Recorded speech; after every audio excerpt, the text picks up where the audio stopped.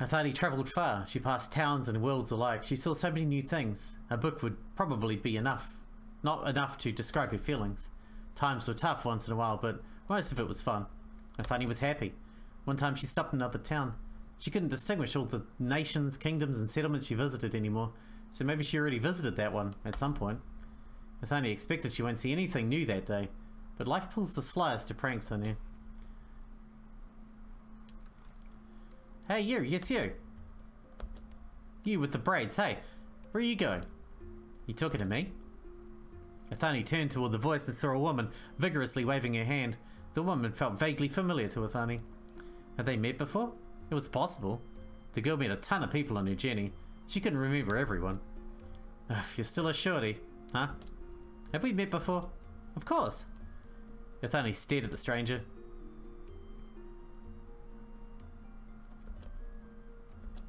Sharp pain pierced through her head and Ethani's heart ached, as if Ethani had forgotten something really important, but a very important but very unpleasant event. A pang of anguish stung her heart, but the girl couldn't find the reason why her heart squeezed tight all of a sudden, like a kitten left under the rain. That's a weird thing to compare it to. It's me, Graham. I haven't changed much, have I? Graham. Don't you remember me? No. And the Lighthouse? Azkaban? I've been to a number of lighthouses, yeah. who? I see, so you chose a new life. No, it's nothing. In short, we're friends, and we both love travelling. Going somewhere. I haven't decided yet. Then join me. It's going to be more fun that way. Ethani didn't object. Graham turned out to be a great partner. She was knowledgeable, she liked to take risks, and she wasn't afraid of exploring uncharted territories. Ethani's travels along with her became much more breathtaking, and most importantly, she wasn't alone anymore. I feel so great. But of course, I mean, you didn't have to get into those monsters' mouth. But there was a golden ring stuck inside its teeth. And why, pray tell, do you need a golden ring? I'll sell it and buy us new cloaks. What an industrious girl. I'm not a kid. Ethani really liked the traveller called Graham. Sometimes she often thought that she met her long-lost sister. Happy and intriguing days passed, and Graham still looked for new adventures. Ethani was inspired by the traveller's energy, but that feeling changed to that of anguish after a while. Ethani wasn't bored of the travels, and she wasn't tired, but one persistent thought haunted her. I can't go on like that. Being with Graham was fun, but Ethani's road led in another direction. Are you leaving? Ethani gave Graham a stern look. Yes, I'll continue alone. I won't dare to stop you, but can you tell me the reason? Did you find a new occupation? No, but I feel I should search my way again. Search your way, huh? And what exactly do you want? I feel like I'm only thinking about myself. I want to help other people, not just travel and have fun. Help other... Is that so... Well, okay then.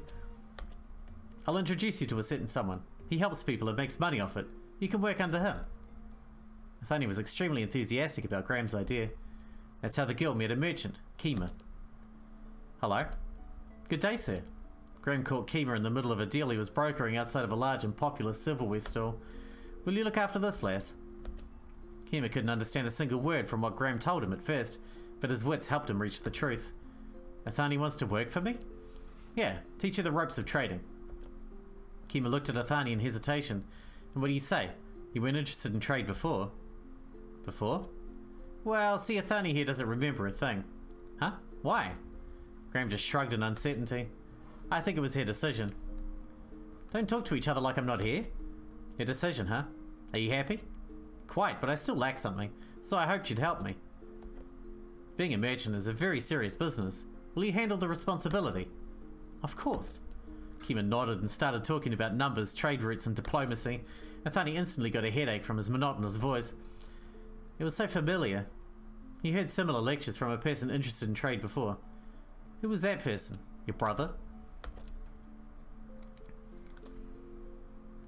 Yeah, cool. What's wrong? No, it's nothing. Ethani's heart ached. What was wrong with her? Where did those blurry, heart-rending emotions come from? What did she forget? Did she lack the memories of people dear to her? Why was it so painful? Alright, I'll leave it to you. And you, Ethani, good luck. Thank you, Graham. I'll do my best. I don't doubt it for a second. Graham took a step backwards, waving her hand as always, and hit the top hat off of a passerby. Well, it seems like we're partners from now on. I've sailed quite a lot. You'll scrub the deck as a starter. Really? Do you think I'm joking? Not really. I thought he wanted to try herself at trading, and since it required working one's way from the lowest ranks, she shouldn't decline. That's how Ethani started a new period of her life, working at a merchant ship. It was tough, but she liked sailing nonetheless. She studied navigation and shipbuilding with enthusiasm, and cleaning the ship made it easier for her to see the vessel as her new home. She felt a lot of different emotions while at sea. When the ocean was still, she was bored, and storms were scary. Her head hurt from long lectures Kima gave her. Nevertheless, Ethani was happy. When Kima stopped babbling, he became an interesting conversation partner and told her a lot of interesting things about other merchants. Ethani listened carefully, trying to learn when to lower the price and when to haggle for an extra fee. Whenever Kima's ship entered a port, Ethani enjoyed watching the people who were waiting for the arrival of their goods. Their faces were shining with joy, and Ethani thought that this was her true goal in life. Wasn't it wonderful being able to bring a pinch of happiness into other people's lives? Ethani couldn't get enough of the glint in the eyes of young girls who gathered to look at the jewellery the merchants sold. At the women who slid their fingers across the fabric with an experienced look and tried new spices. At the men who tried to hide their joy while examining new tools that would help their works on the fields or in the forge easier. Being able to bring people joy is great, thought Ethani. She considered making her job alongside Kima a lifelong occupation. But the time was flowing and Ethani's feelings inevitably changed. One day after loading off from one of the ports, Kima's ship took a break from sailing. The crew had a whole month on land to relax. Ethani took that opportunity to observe the life of the people whose cheerful faces gave her life meaning. When the uproar because of the new arrivals was gone, people stopped celebrating and returned to their normal lives. The merchant ship's arrival was only a short spark among their boring everyday activities. Is something wrong? I want something different. Something different? What are you talking about? Did you overheat? I want to help people and see their happy faces, but not the way you and other merchants do it. Kima stared at the girl. I don't know how to explain it. I want to change people's lives for the better. So their eyes would always shine and their hearts would be very, very warm. Do you get it? Do you want to show the right way? Yes, I'd like to help them solve their problems, to give them meaningful advice. It's great to bring people precious goods, but it's not enough. So that's what you're looking for. I don't think I can help you. Sorry, I'm probably asking for something impossible. I don't know what I really want, and I just confuse others.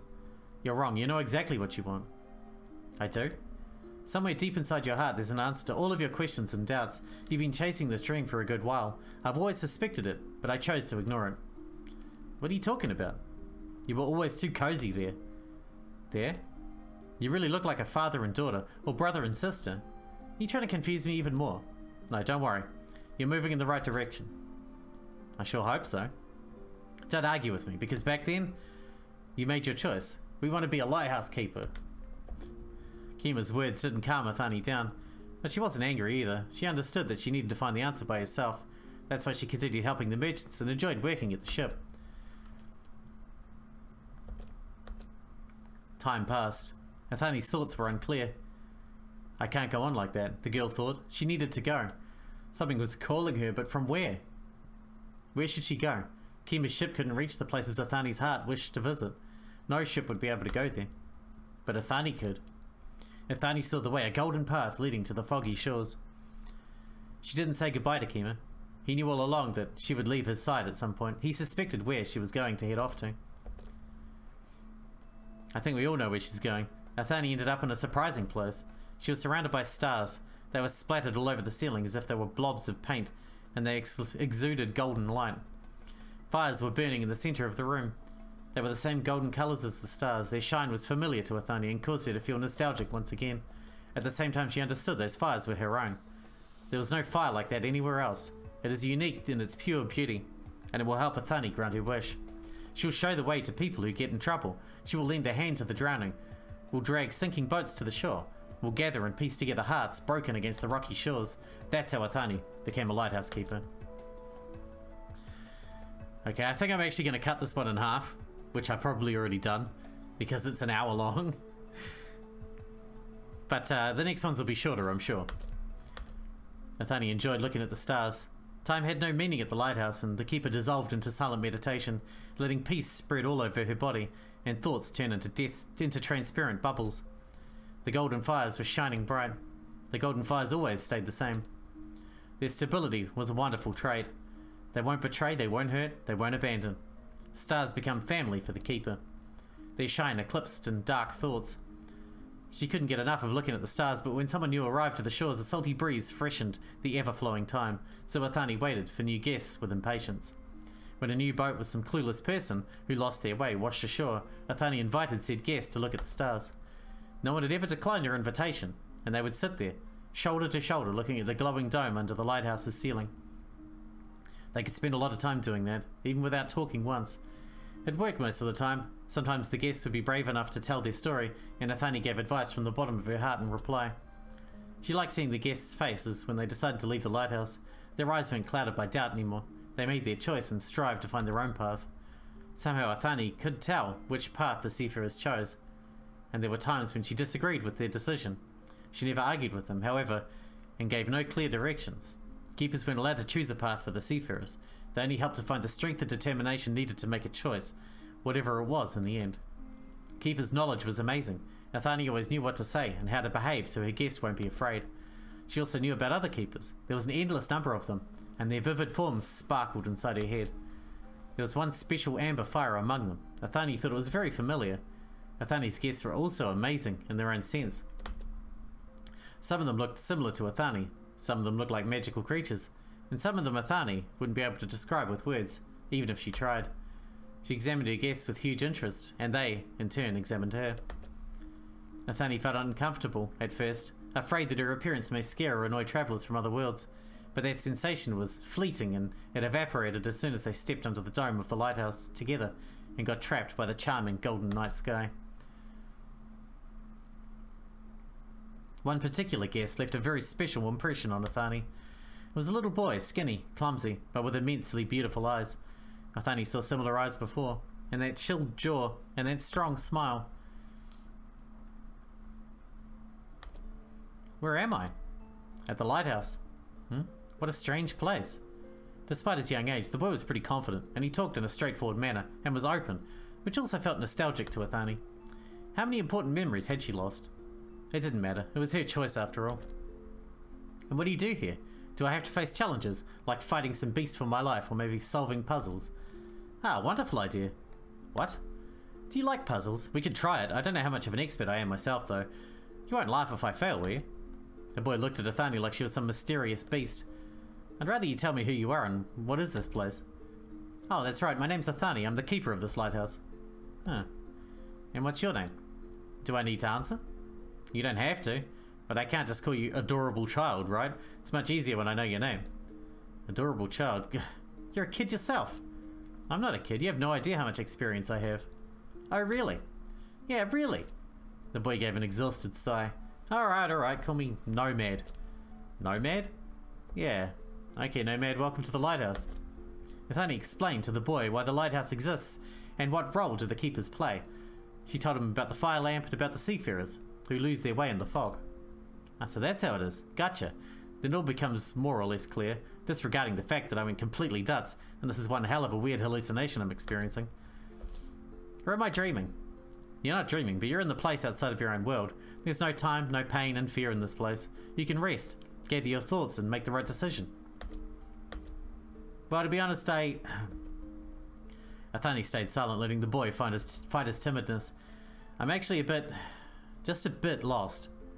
Ethani nodded to show him that she understands how tough it is to make sense of one's tangled up thoughts. There's a very difficult choice before me, you see. A very difficult one.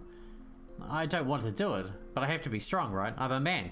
A man must have an iron will and make harsh decisions, even if he doesn't like them. Ethani furrowed her brow.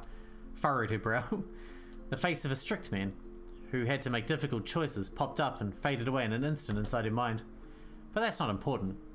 Don't think too much about it. I'll deal with it. I'm a real man. When you have the time to think hard about something, it would be unwise to throw it away. Rest at the lighthouse, and then you'll continue your way. Deal? Well, why not? Relief was painted all over the boy's face, told Ethani that he was still hesitating much better than words ever could. Let's go. I'll show you the lighthouse, but first... Ethani fished around in her pocket and took out a blindfold. There's a fire burning inside my lighthouse. It's beautiful, but it's too bright. You'll go blind if you look at it directly. Can I stay here after all? Don't worry, there hasn't been a single incident with my guests. That's reassuring, I guess. Put this blindfold on to protect your eyes. And what's the point? That I won't see a thing. Don't worry, you'll see.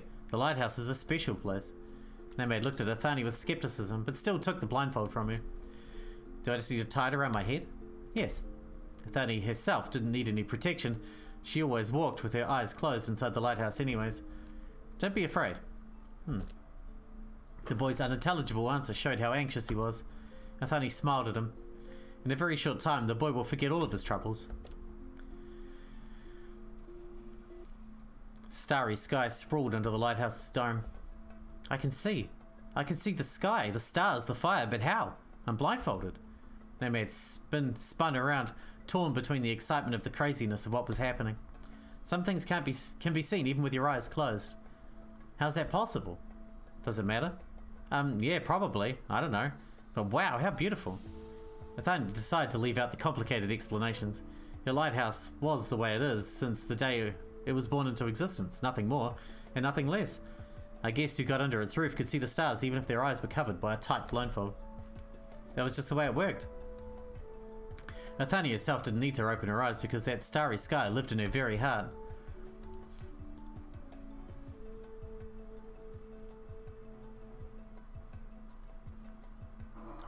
Ethani settled on the soft pillows that were placed on the floor. Together with Nomad, the boy was looking at the stars in silent awe. The fire lamp was as impressive as his eyes. A pulsating ball of pure gold, flying just under the ceiling. They sat in silence, enjoying the view of the stars. Both of them had no need in long conversation because we weren't required to talk at Ethani's lighthouse. The warmth and the calmness emanated from the fires, and the starry sky provided help and guidance without the need for words. Nobody could tell how much time had passed since it chose to freeze at the lighthouse together with dark waves and still clouds. Nothing interrupted the silence until Nomad had finally spoke. I think it's time for me to go. So soon? Ethani wanted to scream but stopped herself. All guests would inevitably leave. Those were the rules of the lighthouse. Have you made your decision? I think so, yes. When they went out, Nomad took off the blindfold and handed it back to Ethani in gratitude. Thanks. It was very beautiful. I calmed down and now I know what to do. What will you do? Nomad laughed. I'll be strong and courageously face any troubles that come my way, like a real man. Oh. Well, you won't be able to understand, you know. I thought I had a choice at first. I was puzzled. I hesitated, calculating possibilities and chances, but there was never any choice. I knew what I wanted from the start. I just lacked the resolve to do it. No good sailor would pick a bad port to dock in. Well, that's kind of obvious, isn't it? I'll pick it myself, so it can't be so bad. And if it comes to it, if the port turns out to be bad, I'll just travel to the next one. As easy as that. You're right, but of course. Good luck on your journey. I won't sink, don't worry. Thanks for your help. The stars were very pretty. I have a gift for you. A gift? What an amusing piece of service. Take this.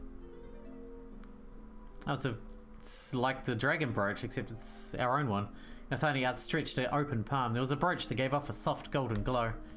Hey, it doesn't look too bad. I won't wear it, sorry, but I'll make sure to look after it. It's up to you what you do with this gift. It must signify something, right? I figured out your laws. A dozen of hidden meanings behind everything. I just build the boats. The sails, filled with salty breeze, bring courage and the sense of freedom to your heart. The sails, well, I guess I know what you mean. Thanks. Ethani smiled, seeing that the gift was to her guest's liking. Nomad sailed away and Ethani was alone again. She was happy to help another guest and was ready to lay in wait for the next one. But something bothered her. Why do I still have the feeling like I forgot something important? If the port turns out to be bad, I'll just travel to the next one. Lighthouse wasn't a bad place, but sometimes Ethani thought an entirely different port was called for. Impossible. Guests arrived and left. Ethani viewed the stars with them and then saw them off, over and over. Guest after guest. Time is dormant as the lighthouse, but somehow it still continued as its inevitable flow. At some point, Ethani suddenly realized that it was her time to pass away. She didn't feel pain or fear, she just realized that her time had come. The fire of her lighthouse was becoming more and more dim, and there were fewer and fewer guests. Everything comes to an end, and even the peaceful life of a keeper. Ethani was leaving her lighthouse forever, but she wasn't sad. She knew that there were a lot of other keepers who can help lost seafarers, and someday there would once again appear a lighthouse with a wonderful golden light, and its keeper would guide travellers like Ethani did for a long time. Nothing would change with their exit. Rather, something new and amazing would emerge. Ethani was tired. She could use some sound sleep right now, for just a little bit, and she wouldn't mind waking up at the azure shore under the light of the kind sun. Sandy shore, azure seas, cries of seagulls, those visions were dreamlike, even though keepers never slept or dreamed. Ethani wanted to see that place with her own eyes at least once, and then she died. The golden fire went out and the lighthouse disappeared into the fog. Ethani was bound to reincarnate soon, but for now, she embarked on a journey. She travelled the worlds visiting other lighthouses. She searched and searched until she ended up on a small sunny island. Time to see Esteban again. It was uninhabited, no people, no buildings. But Ethani noticed a single boat docked to the half-ruined pier. She saw people, a couple of men and a young woman. They wore strange clothes, which Ethani saw her guest wear a number of times. The most amazing part was how short the woman's skirt was. In her village, Ethani would... her head was split by a headache. What was that, a remembrance? Those people could see it because the keeper's existence was akin to a blurry memory at the moment. She already reached the end of her life. But Ethani felt it wasn't quite the end. People were laughing, but in a slightly nervous way. Ethani caught a bit of their conversation. Wow, a genuine cursed island, oh I see. We're gonna see our family? Or I guess our family is already gone. Do people really die here? Yikes. People die? How? Why? I read an article about the archaeologist who came here to study the local customs. He died of an unknown cause. I saw that in the news. He died of old age and overwork. It's still scary. There was a fishing village here once, but all its population died out long ago. They say it was caused by a curse. Or they massacred one another. Depends on which source you believe. They worshipped some sort of creepy monster and made human sacrifices to it. Ew. So in the end, the whole village was dead. A creepy monster? Human sacrifice? A whirlwind of contradicting feelings rose up in Ethani's heart. A wave of fear washed over her along with a crushing lament. Former keeper didn't want to listen to people's conversations anymore, so she headed off away from the water's edge. Her feet carried her away on their own, as if they were in a hurry to return to their homeland. She ended up at the part of the beach covered by the rocks, a great place to make into a secret shelter. She looked at the sea and lament hit her again, along with rage. Why am I here? What have I forgotten? There was no reply. Ethani didn't know what to do, so she decided to pick up some pretty seashells scattered along the coast. As if she was used to doing it. As if... Ethani stopped after stepping on something made of paper. A book? No, this type was called newspaper, Ethani thought. Ethani remembered how one of the seafarers would leave bulks of newspaper at her place. He said it was a duty of every human to be aware of the latest news. Luckily, keepers could read every language there is. Ethani focused on the text. Sacrifices. Dead village. Ethani threw the sand-coated newspaper away. Those young people in strange clothing must be the ones who brought this newspaper here. Ethani felt a bit nauseous but continued examining the shore. There was an item among the shells, covered in a thick layer of seaweed. Ethani picked it up and rinsed it in the salty water. A figurine? Some sort of jewelry? The dragon brooch. Yeah. A brooch. Ethani was surprised. Some strange feeling told her this brooch was related to the lighthouse. I mean, she gave one away herself. Her heart ached. And then Ethani remembered. Her childhood, the ritual, the lighthouse, Keeper Esteban, who gave her a dragon charm as a memorial gift. But how? Why was this brooch on this island? Do you want to help me, Mr. Esteban? Ethani pressed her hand to her chest, trying to calm her aching heart. Everybody died. A long time ago. Parents, sister, brother, the whole village. The villagers brought about their own demise while continuing to sacrifice people to the vengeful deity until there was nobody left. How sad. Hey, vengeful deity, you still there? Ethani wanted to know the truth. You do exist, right? Normal people couldn't understand the language of the old ones, but Ethani ceased to be human a long time ago. Tell me, what really happened? Why'd you do all of this? Why'd it end like that? Ethani clutched the brooch and pressed it against her chest. Tell me, vengeful deity. Darkness flashed before her eyes. Ethani thought that she was surrounded by deep water. The world froze in that inky silence. It almost felt like Ethani returned to the lighthouse, where time stopped its flow. But the calmness and lightheartedness of the lighthouse was missing. She only felt cold and deep anger. Anger? Or was it fear? These are the feelings of the vengeful deity? Why? Why'd you make us kill each other? To get revenge? For fun? Tell me. Silence was the only answer she was given. How many years have you been harboring your grudge? Or did it stop you as well? But I can't stay still, or else hate and anger will never go away. Why do you continue to suffer and make others suffer? Water thickened and boiled up, finally overflowing with the old one's emotions. The world sank into darkness for a moment and then... I don't want to die. I don't. No. Don't want to die. So what? They need to sacrifice people to him to keep him alive as well. So he forces them to keep going so that he stays alive as well. I've lived here for so long and then the humans came. I was dying besides them. I couldn't leave my home, but I also couldn't live near the humans. I didn't know what to do. I'm tied to my birthplace. I get my life force through that connection. But then the humans came and started taking away the life force I gathered from my home, like the butterflies. I was dying.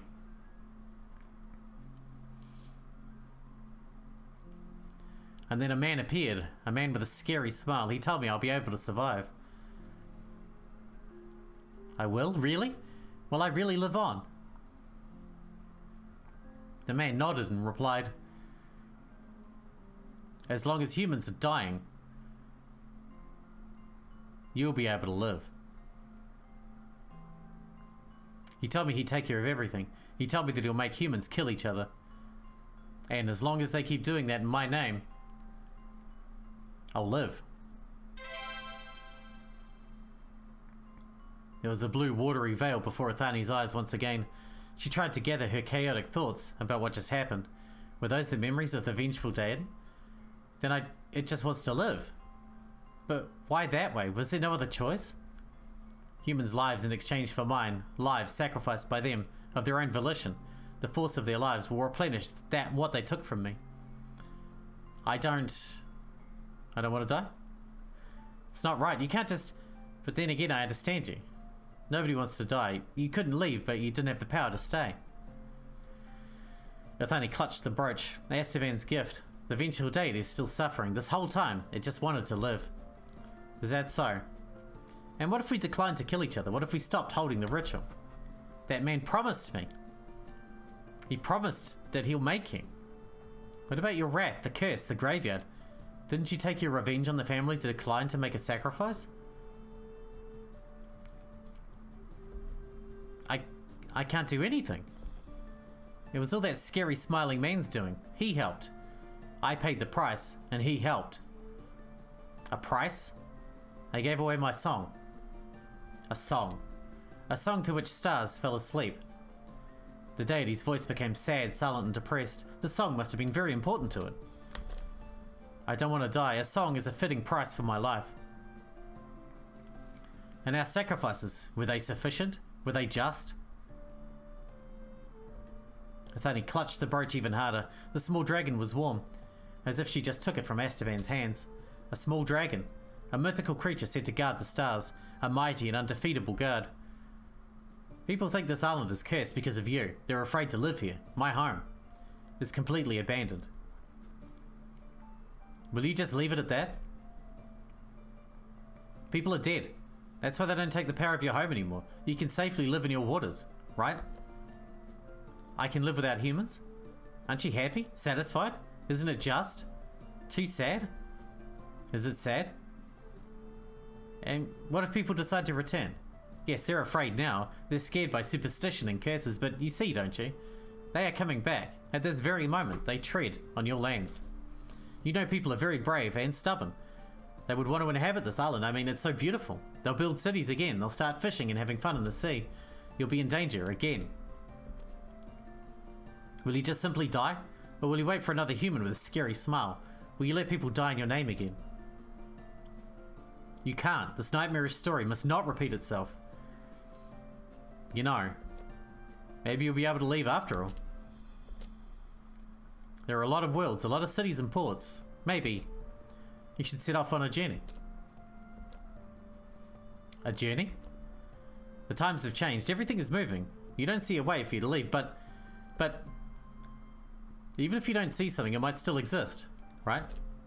Have you ever tried leaving despite your fear, despite everything?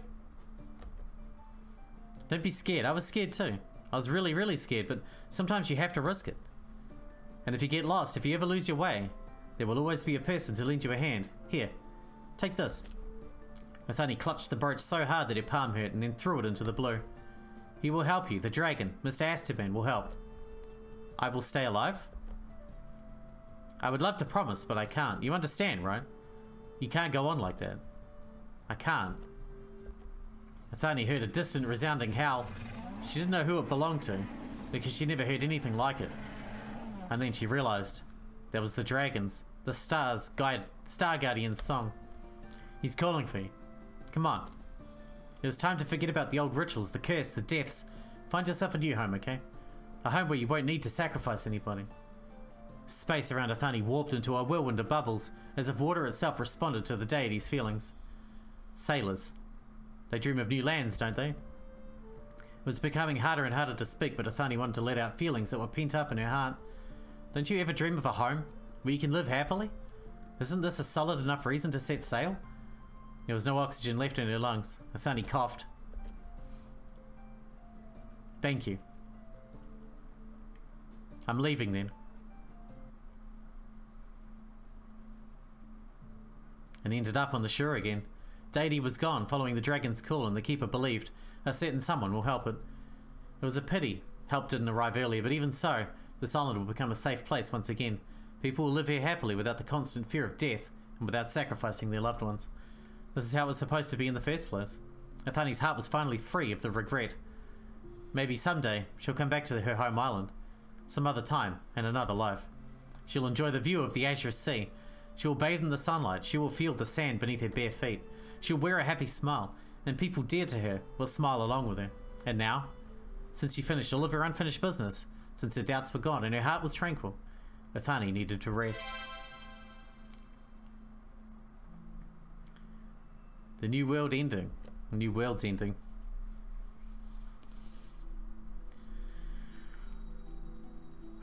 That was a much better ending than last time. Jesus, the last one was terrible. That one ended up being really good.